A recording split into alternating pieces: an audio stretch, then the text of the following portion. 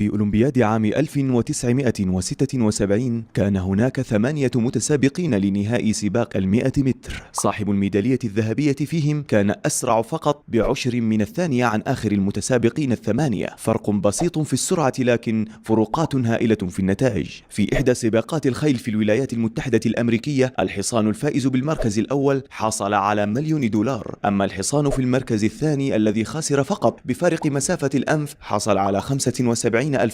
فرق بسيط في المسافة ولكن كبير في النتائج. إليك القانون: إذا استيقظت مبكرا ساعة واحدة فقط قبل الدوام وقرأت في مجال تخصصك، ستكون حصلت على 7 ساعات في الأسبوع. بعد فترة قصيرة سوف تقف شامخا مقارنة بزملائك في العمل، ويشار إليك بالبنان لأنك الخبير بينهم. إضافة بسيطة ولكن فرق كبير في النتائج. إذا ذهبت إلى المسجد قبل الأذان بقليل أو مع الأذان فإنك سوف تقرأ على الأقل 10 صفحات من القرآن الكريم، وعلى افتراض أنك تأتي مبكرا فريضتين فقط من الصلوات سوف تقرأ 20 صفحة في اليوم الواحد، أي جزءا كاملا، أي 140 في الأسبوع، وتقريبا ختمة كاملة في الشهر. إضافة بسيطة ولكن فرق كبير في النتائج. أحد الآباء يقرأ مع ابنه قصة أو كتابا باللغة الإنجليزية عندما كان في المرحلة الابتدائية 15 دقيقة أثناء تحضير وجبة العشاء. يقول أن ابنه الآن في المرحلة المتوسطة قادر على قراءة أي كتاب باللغة الإنجليزية دون أي جهد. نعم، إضافة بسيطة من الوقت ولكن فروقات كبيرة في النتائج.